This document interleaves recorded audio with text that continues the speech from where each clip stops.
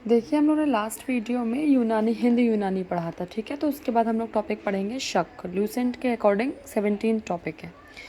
तो यूनानियों के बाद शक आए थे भारत। शकों ने अपनी 5 शाखाएं स्थापित करी। पांचों शाखाओं में उन्होंने भारत के कुछ हिस्से पर राज्य किया। तो पहली शाखा में उन्होंने अपनी राजधानी अफगानिस्तान को बनाया। दूसरी शाखा में उन्होंने अपनी राजधानी पंजाब को बनाया। तीसरी शाखा मथुरा, चौथी शाखा पश्चिमी भारत, पांचवी शाखा ऊपरी दक्कन, ठीक है, यहाँ अपना अधिकार बनाया। प्रथम शक राजा जो हुए वो हुए मो।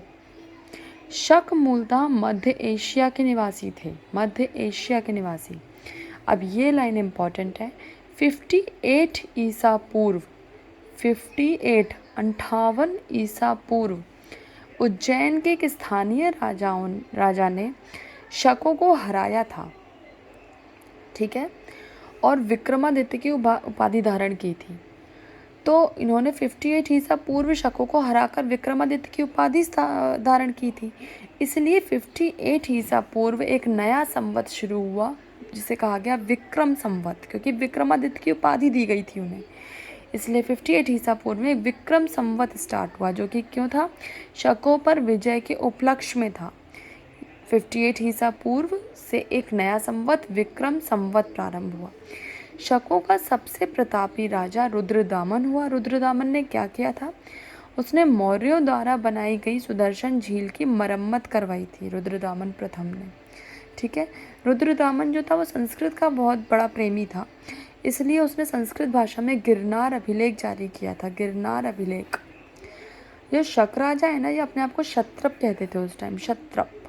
तो इसमें मोस्ट इम्पॉर्टेंट लाइन, इसको आप याद रखिएगा, ठीक है। आप इसका स्क्रीनशॉट ले लीजिए। नेक्स्ट टॉपिक है 18 टॉपिक। तो पहले यूनानी आए थे, फिर शक आए, फिर पहलव आए, फिर कुषाण। तो कुषाण पढ़ रहे हैं, पहलव का कोई भी डिस्क्रिप्शन नहीं है ल्यूसेंट में, ठीक है।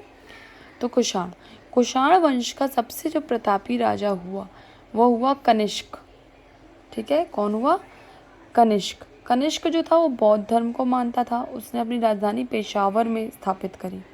कुषाण वंश का सबसे प्रतापी राजा कनिष्क। कनिष्क 78 ईस्वी में गद्दी पर बैठा। 78 ईस्वी में गद्दी पर बैठा और एक संवत चलाया, उसे शक संवत कहा गया कनिष्क ने। तो शक संवत 78 ईस्वी, विक्रम संवत 58 ईसा पूर्व। ये जो कनिष्क ने शक संवत चलाया था, इसे भारत सरकार द्वारा प्रयोग में लाया जाता है। बौद्ध धर्म की चौथी बौद्ध संगति जो हुई, उसकी अध्यक्षता वसुमित्र ने की थी।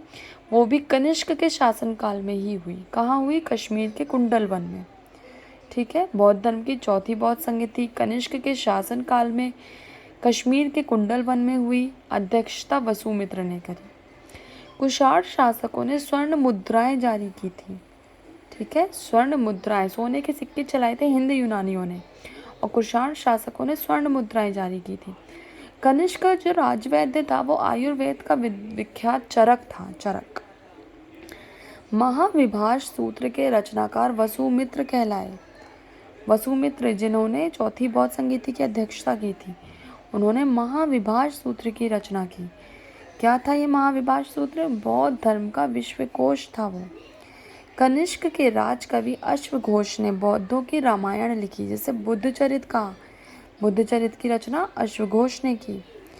भारत का आइंस्टीन नागार्जुन को कहा गया। नागार्जुन कौन थे? ये बौद्ध धर्म की दीक्षा देने वाले गुरु थे। किसके?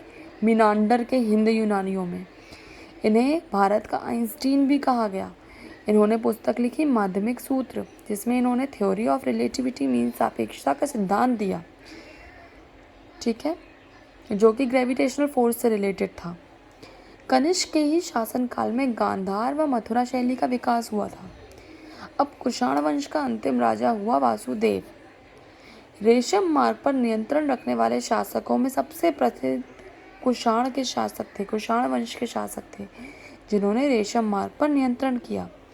रेशम बनाने की जो तकनीक थी, उसका आविष्कार सर्वप्रथम चीन में हुआ था, ठीक है। तो ये हो गया 18 टॉपिक कुषाण। इसके बाद हम लोग गुप्त पढ़ेंगे, गुप्त काल, ठीक है। Thank you.